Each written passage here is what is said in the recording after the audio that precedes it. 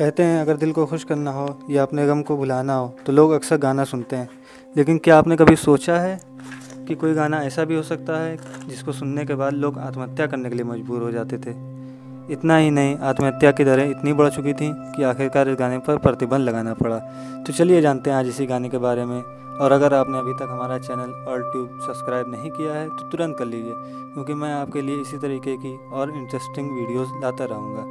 तो इन सब बातों की शुरुआत होती है 1933 में हंगरी नामक देश से, जहाँ के एक संगीतकार जिनका नाम रेज़ो सैरेस था, उन्होंने सैड संडे का नामक का एक गाना बनाया। इस गाने में इतना दर्द था कि जो इस गाने को एक बार सुनता उसे अपने दर्द का एहसास होने लगता।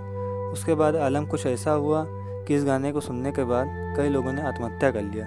इस गाने को पहली बार 1935 में हंगरी के रहने वाले एक शख्स जिनका नाम पाल कलमार था, उन्होंने रिकॉर्ड किया था। 1936 में इस गाने को सबसे पहली बार अंग्रेज़ी में हाल कैंप ने रिकॉर्ड किया और फिर उसी साल पॉल रॉबर्टसन ने इस गाने को दोबारा रिकॉर्ड किया। इस गाने को इसको बनने के बाद बहुत बार अलग अलग तरीके से रिकॉर्ड किया जा चुका है, लेकिन इससे होने वाली आत्महत्याओं में कोई कमी नहीं आई। इस गाने को इतना मनहूस माना जाता है कि इस गाने पर 63 साल के लिए प्रतिबंध लगा दिया गया।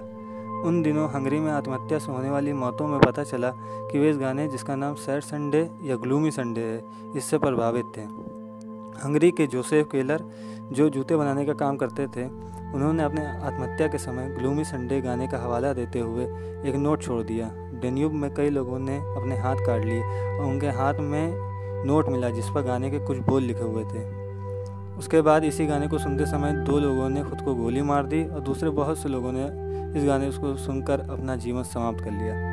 आपको ग्लूमी संडे के बारे में बहुत सी कहानियाँ इंटरनेट पर मिल जाएंगी, जैसा कि वीना की रहने वाली एक लड़की जिसने पानी में खुद को डुबाकर आत्महत्या कर ली थी, उसके हाथ से इस गाने के कुछ लेख मिले। और लंदन की रहने वाली एक महिला जो कि इस गाने को बार बार सुन रही थी, उसने ड्रग्स का ओवरडोज लेकर आत्महत्या कर ली। ये एक बहुत बड़ा सदर बन चुका था हंगरी की सरकार के लिए, क्योंकि आत्महत्या की दरें आसमान छूने लगी थीं। और अब ये गाना हंगरी से निकलकर अमेरिका तक पहुंच रहा था और धीरे धीरे यूरोप में भी फैल रहा था। एक आंकड़े के मुताबिक लगभग 150 लोगों ने आत्महत्या कर ली थी इस गाने को सुनने के बाद। इसके बाद हंगरी में इस गाने को प्रतिबंधित कर दिया गया। उसके बाद इस गाने पर बीसीसी ने प्रतिबंध लगा दिया, जो कि 2003 को हटाया गया। इस गाने को बनाने वाले रेज़ो सैरेस ने जब इस गाने को बनाया था, तब उनको इस बात का अंदाज़ा नहीं था कि इस गाने से कितनी मौतें होने वाली हैं। और अंत में वो बहुत टेंशन में जीने लगे और वो उन सब मौतों के लिए ख़ुद को जिम्मेदार ठहराने लगे। और उन्होंने अपने 69वें जन्मदिन 11 जनवरी सन 1968 को बुडापेस्ट में अपने अपार्टमेंट की इमारत कूदकर आत्महत्या कर ली। यह गाना प्रेम कहानी पर आधारित दुनिया का सबसे दर्द भरा गाना माना जाता है। इस गाने में प्रेम कहानी का दर्द बयां किया गया है, जिसे सुनकर लोग आत्महत्या करने से खुद को रोक नहीं पाते थे।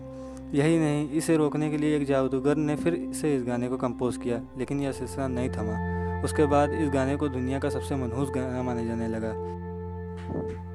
दोस्तों, मैंने इस गाने का लिंक अपने डिस्क्रिप्शन में दे दिया है। अगर आपको ये जानना है कि इसमें ऐसा क्या था जिसको सुनने के बाद लोग आत्महत्या कर लेते थे, तो आप उस लिंक को फॉलो करके गाना सुन सकते हैं। अगर आपको हमारी ये वीडियो पसंद आई हो तो प्लीज़ लाइक कीजिए, कमेंट कीजिए, शेयर करिए और सब्सक्राइब करना मत भूलिएगा। Thanks all tube.